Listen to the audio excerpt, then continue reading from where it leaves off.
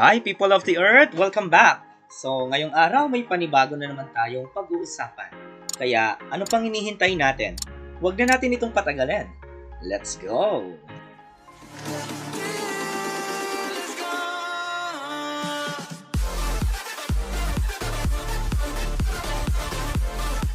Bilangin ang bituin, bumulong sa hangin, umawit, sumayaw, sabay-sabay na humiya. Ayan, LSS na ba ang lahat? So, ayan, hi mga Serjents. Okay, ayan, so ngayon, from being a mere earthlings, ngayon ay binabasbasan at binibigyan ko kayo ng parangal upang maging Sergeant. Ayan. So mga Sergeants for today, ang ating pag-uusapan ay patungkol sa cube roots. Pero bago natin ito pag-usapan, I highly suggest and I highly recommend na i-check nyo muna yung ating previous video patungkol sa square roots. Kasi mas basic yon and ang pinaka-fundamental ng cube root ay doon din natin makikita sa square root. So pag nasa ulo mo at na-master mo yung square root, hindi ka na mahihirapan dito sa cube root. So again, I suggest ay puntahan mo muna yung ating lesson ng square root kung hindi mo pa alam. Makikita mo rin yan sa description sa video na to sa baba. Okay, so nilagay natin yun doon para mabilis mong pabalikan. At kung na-master mo na naman ang square root, very good. So pwede na nating pag-usapan kung ano itong cube roots. So pag sinabi natin cube root, anong kaibahan niya sa square root? So si square root kasi naghahanap tayo ng number na pag i-raise natin sa power of 2, lalabas yung original number. Halimbawa, 4. So, bakit perfect square ang 4? Kasi, pwede nating hanapin yung kanyang square root which is 2. Bakit naging 2 yung square root ng 4? Kasi 2 squared, meaning 2 times 2, 4. So, sa cube root naman, naghahanap tayo ng number na pag ni-raise natin sa power of 3 naman, ay lalabas yung original number. Halimbawa, 8. So, ang 8 ay may cube root. So, kaya perfect cube yung 8 eh. So, anong cube root ng 8? Ang cube root ng 8 ay 2. Bakit naging 2 din? Kasi 2 cube. Meaning, 2 times 2 times 2. Okay, tatlong 2 siya. So, 2 times 2 is 4 times 2 is 8. So, meron tayong tatlong magkakagayang number na pag pinag-multiply, lumalabas yung original. That is perfect cube. So, a perfect cube numbers are numbers that can be decomposed into a product of the same 3 integers. So, alam natin kung ano ang itsura ng cube. So, ito ay isang 3-dimensional na bagay. So, solid figure ito. And, pwede natin siyang i-represent as this. So, isang cube. So, ang 1 ay perfect cube. Bakit naging perfect cube ang 1? Kasi 1 times 1 times 1, so tatlong 1, pag pinag-multiply, 1 pa rin ang sagot. Kaya perfect cube siya. And na-represent natin siya as ito. Isang cube lang. Ayan. So, yan ang cube, di ba? Okay. So, ano kaya ang kasunod na perfect cube number ng 1? Ang sunod na perfect cube niyan is yung 8. Kasi yung 8, pwede nating i-decompose into 2 times 2 times 2. So, tatluhan na to. Sa square, ay dalawahan. Sa cube, tatluhan. Okay, yun ang pinagkaiba nila. So, pwede nating i-represent itong 8. Bakit siya naging perfect cube? Kasi, if you have 8 cubes and you put them all together, you can form a perfect cube. Okay? Parang ganito. So, meron akong 8 na cubes and ini-rearrange ko siya para maka-form ako ng isang perfect pa rin na cube. Okay? So, kaya kong maka-form ng isang perfect na cube gamit ang 8 cubes. Kaya, ang 8 ay perfect cube. Ang sunod sa 8 ay hindi 9. Kasi ang 9 ay perfect square. Kasi 3 times 3, 9. Eh kung tatluhan dapat, 3 times 3, 9 times 3, 27. Which means, ang kasunod ay 27. Kasi madedecompose natin siya into 3 times 3 times 3. At pagka finorm natin yung 27 cubes in a shape of a single cube, ganito ang itsura niya. Yan. Okay? Ang sunod ng 27 is 64. Kasi 4 times 4 times 4, 64. At ito ang itsura niya. Ang sunod na ng 64 ay 125. So, palaki na siya ng palaki. And yan yung mga perfect cube numbers natin. Ang mga perfect cube numbers ay yung mga number na may cube root or kayang i-decompose into 3 same integers. Okay? So, para mas malinawan tayo, tingnan natin kung paano natin sasagutan itong mga to. So, makikita nyo dyan, diba radical symbol yan? At alam natin yung 125 sa loob, ang tawag natin dyan ay radicand.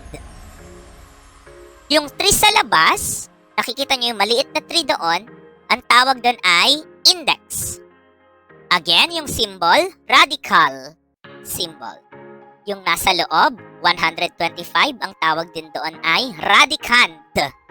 And, yung nandoon sa labas, yung maliit na number na nasa taas ng buntot ng ating radical symbol, ang tawag dyan ay index. Okay? So, ayun kasi yung clue na kailangan mong humanap ng tatlong numbers na magkakaparehas na lalabas yung radicand. So, magkakaparehas na number, pag minultiply mo siya, tatlo yon, ay lalabas yung radicand. Kaya, yun yung clue natin. So, paano ba hinahanap ang cube root? Halimbawa, itong number 1, cube root ng 125. So, sagutan natin siya. Same lang ito kung paano tayo maghanap ng square root. Pero, imbes na dalawahan lang, na times itself lang, tatluhan ang ginagawa natin. Halimbawa, 3 times 3 times 3, kanina alam natin 27 yan. And 4 times 4 times 4, alam natin kanina, 64 yon. So, kailangan mapalabas natin yung nasa loob, yung radicand. So, ang ginagawa natin ay guess and check. Ano? So, sunod, 5 times 5 times 5, napalabas natin yung 25. Kaya, ang cube root ng 125 ay 5. Okay, so, again, ang square root, dalawang number lang na magkagaya. Dito kay cube root, tatlong numbers na magkakagaya na kailangang mapalabas yung nasa loob. So, paano to? 1,000, medyo malaki na. Try natin ang 9 times 9 times 9. Pag minultiply natin siya, 729 ang lalabas. So, hindi pa. Kailangan mas malaki pa sa 9. How about 10? 10 times 10 times 10 is 1,000. Iyon, napalabas natin yung radicand, yung nasa loob. Which means, ang cube root ng 1,000 ay 10. Kasi sa 10 natin siya napalabas. And again, kung medyo nahihirapan ka mag-guess and check kasi medyo time-consuming, lalo na kung palaki ng palaki yung radicand, pwede rin natin ditong gamitin yung prime factorization. Itong ating factor 3. Halimbawa, 1,728. So, paano natin to hahanapan ng cube root? Prime factorization. So, ano lang natin siya, hanap lang tayo ng dalawang number na pag pinag-multiply, 1728 ang lalabas. So, dahil even yung dulo, pwede namang sa 2 natin to ihati. Pero, mas feel ko sa 4 agad. 4 times 432 is 1,728. So, hindi pa prime factor yung dalawa, hatiin ko pa sila. Yung 4 pwede sa 2 times 2. Yung 432 ay 108 times 4. So, itong 4, 2 times 2 rin to. Ang 108 pwede sa 9 at 12. Yung 9 sa 3 at 3. Yung 12 sa 6 at 2. Yung 6 sa 2 at 3. So, wala siyang pinagbago sa square roots natin. Ano? Nag-prime factor lang tayo using factor 3. Dito siya nagkaroon ng change. Sa ating square root, dalawahan, partner ang hinahanap natin.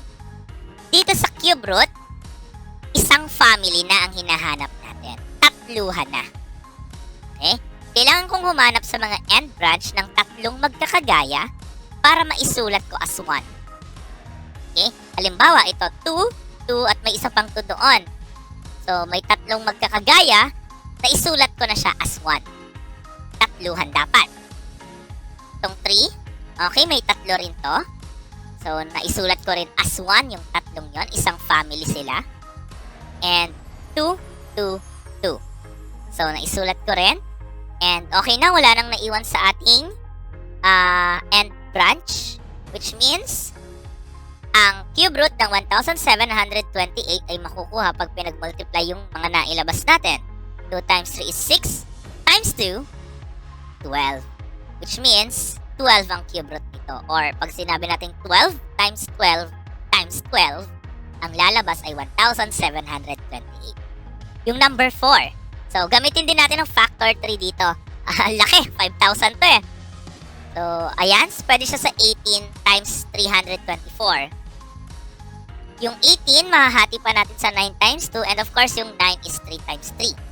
Yung 324, pwede ito sa 9 times 36. Then, hatiin natin sa 3 times 3. At yung 36 ay sa 2 times 18.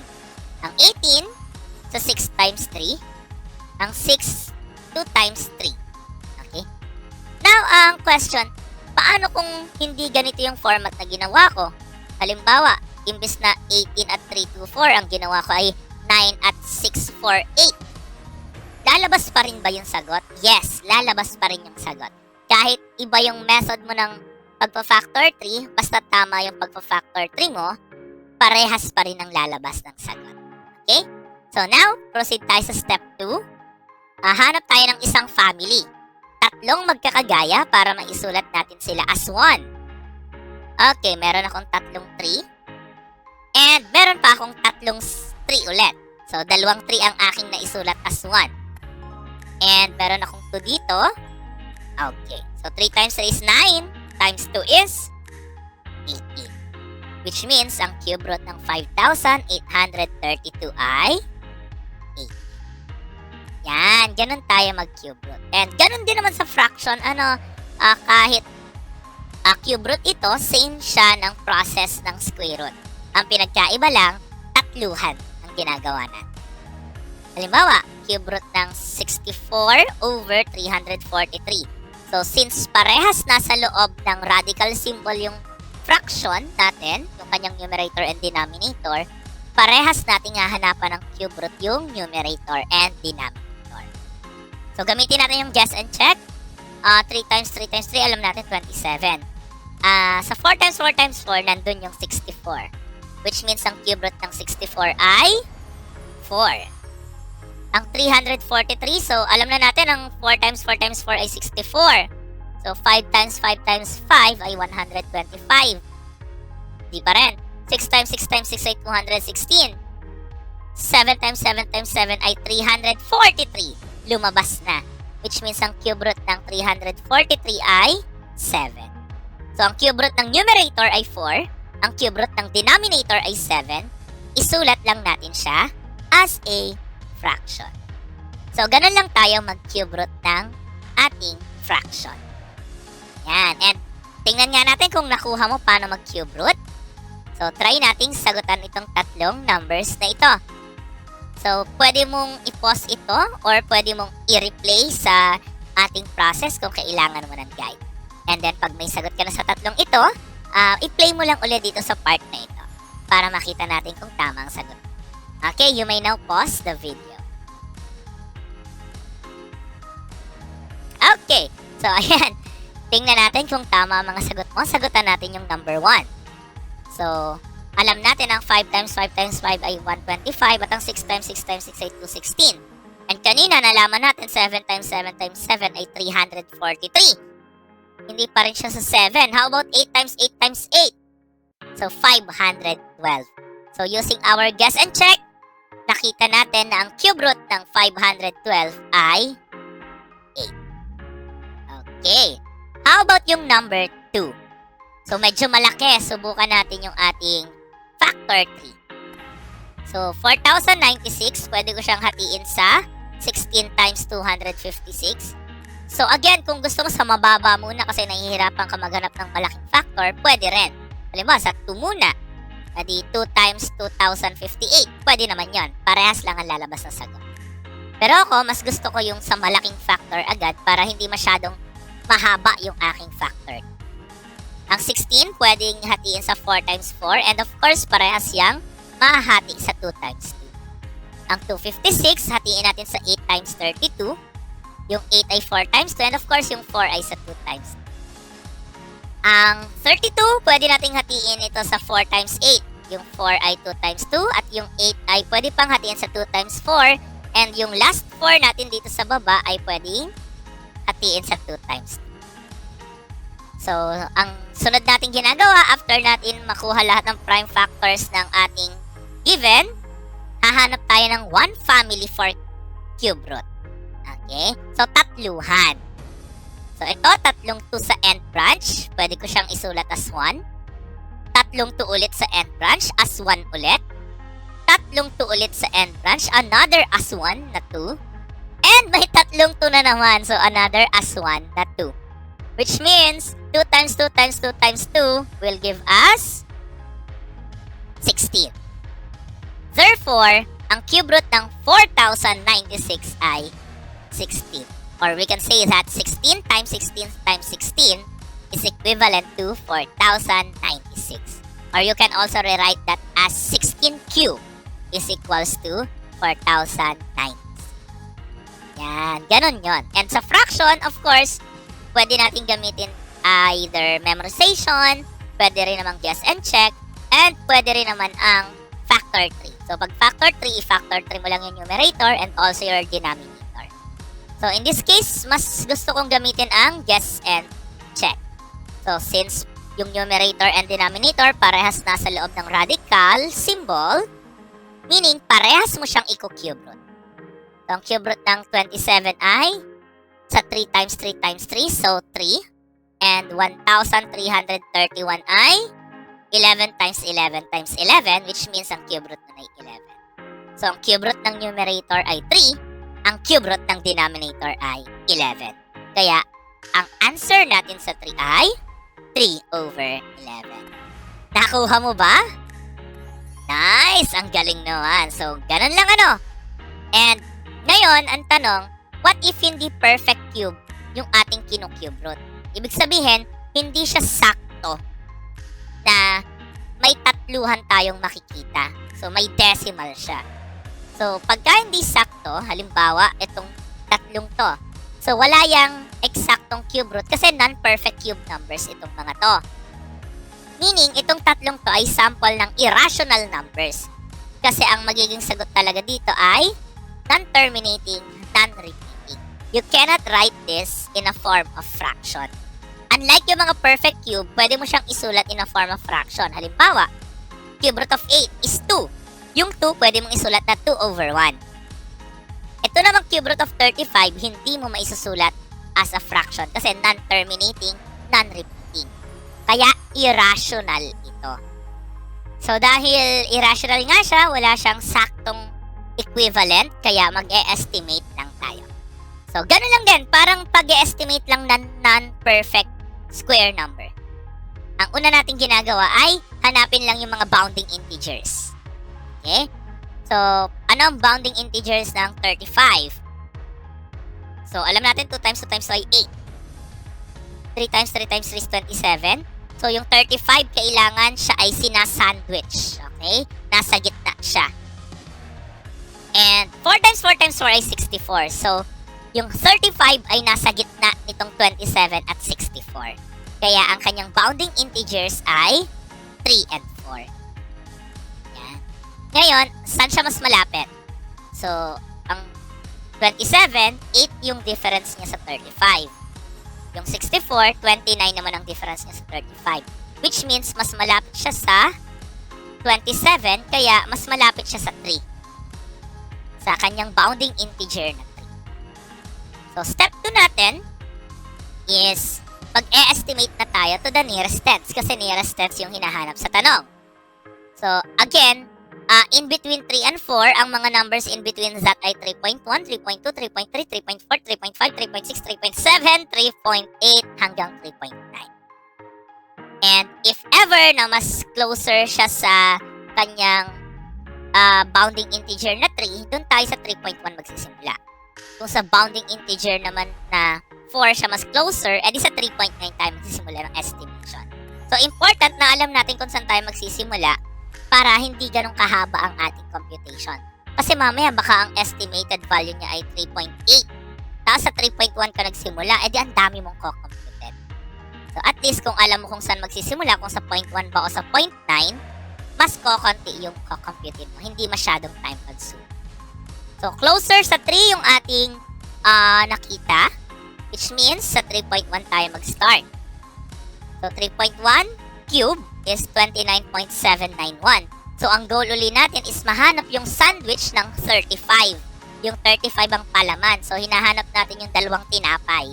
Isa sandwich, dapat natin yung radicand, yung 35. Sa 3.2 ay 32.768. Di pa rin. Sa 3.3 is 35.937. Sandwich na siya nitong dalawa, yung ating 35. Ang tanong dyan, saan siya closer?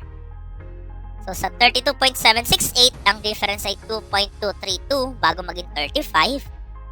Ang 35.937 naman is labes ng 0.937. Which means, mas closer siya sa 3.3. Kaya ang estimation natin dito, ang cube root ng 35 is approximately equal to 3.3. Kahit yan ay i-calculator mo, so ang lalabas dyan ay 3.3 something. Kapag ni-round off mo sa nearest tens ay 3.3 ang lalabas. Okay, how about yung cube root of 80? So hanapin natin yung dalawang bounding integers. So alam na natin 27 pagka 3 times 3 times 3.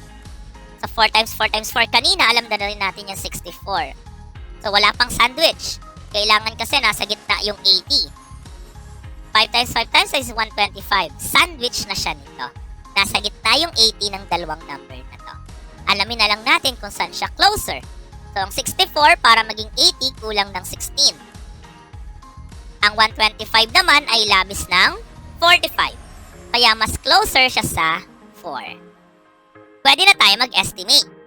So, in between 4 and 5, ito yung mga numbers na yon.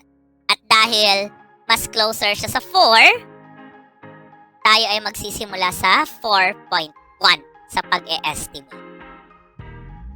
So, try natin. 4.1 times 4.1 times 4.1 is 68.921. So, again, hinahanap lang uli natin yung sandwich. Dapat nasa gitna yung 80. Sa 4.2, 74.088. Sa 4.3, 79.507. Hindi pa rin. Sa 4.4, it's 85.184. Nice! Sandwich na siya nitong 4.3 at 4.4 natin. So, sino ang mas malapit dyan? Yung 79.507, kulang lang ng 0.493. Yung 85.184 ay labis ng 5.184. So, very obvious saan siya mas malapit. Sa 4.3. Kahit i-calculator mo ang cube root ng 80, lalabas doon ay 4.3 something na pag ni-round off mo sa nearest tens, 4.3 ang lalabas.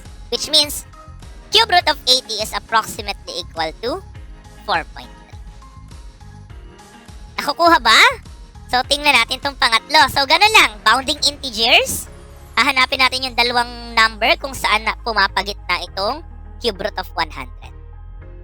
So, alam na natin yan. 3 at 4 ay 27 at 64. Sa 5 times 5 times 5 ay 125. Yung 100 ay sandwich nitong dalawa. Which means, ang cube root ng 100 is somewhere between 4 and 5. Saan closer? Ito ay 36 para maging 100. Ito naman ay labis ng 25. So, the cube root of 100 is in between 4 and 5 but much closer to 5. And step 2 tayo, let's estimate. So, numbers between 4 and 5 is 4.1 hanggang 4.9. So, saan tayo magsisimula? Since mas closer siya sa 5, doon sa dulo, doon din tayo sa dulo magsisimula ng estimation sa 4.9. So, 4.9 times 4.9 times 4.9, hinahanapan lang din natin ito ng sandwich. 117.649. Sa 4.8, that is equivalent to 110.592. Sa 4.7, that is 103.823. Wala pa rin sandwich. Hanggat walang sandwich, tuloy-tuloy lang tayo. Sa 4.6, that is 97.336. And may sandwich na siya dito.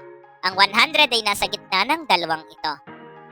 Sinong mas closer?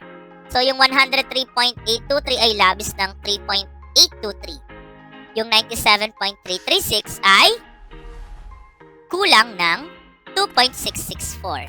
So, mas malapit yung 4.6. Kaya closer siya sa 4.6, which means cube root of 100 is approximately equal to 4.6. Ganon tayo mag-estimate ng non-perfect cube numbers.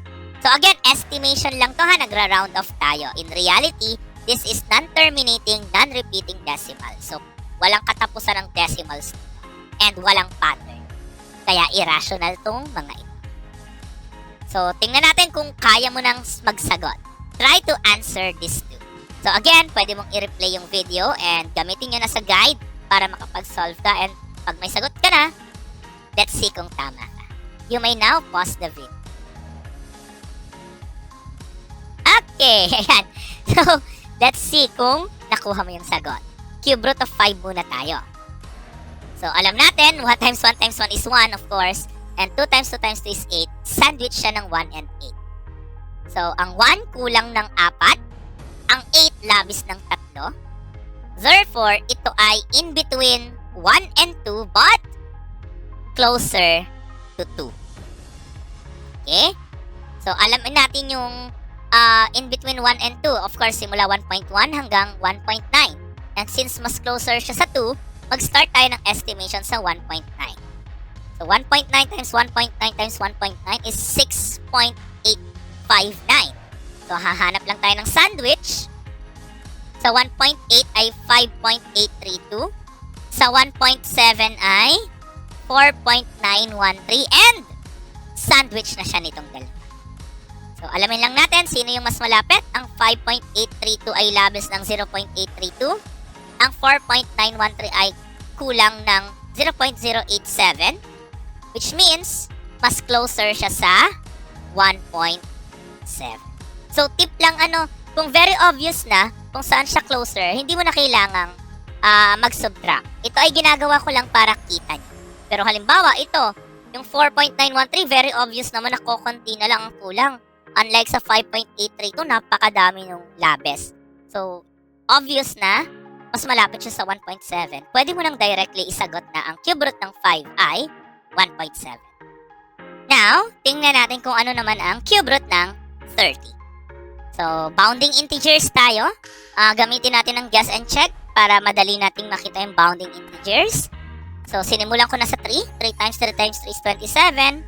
4 times 4 times 4 is 64. Nag-sandwich na agad siya dito. So, ito very obvious, no? Mas closer siya sa 3. Kitang-kita naman natin. Kasi yung 27, kulang lang ng 3. Yung 64, labis ng 34. So, in between 3 and 4, ang cube root of 30, but closer to 3. So, ano ba yung numbers in between 3 and 4? 3.1 to 3.9. Since mas closer siya sa 3, 3.1 ang ating unang solve. So, 3.1 times 3.1 times 3.1 is 29.791. 3.2 times 3.2 times 3.2 is 32.768. Nag-sandwich na agad siya dito. So, again, ito obvious na mas malapit siya sa 3.1.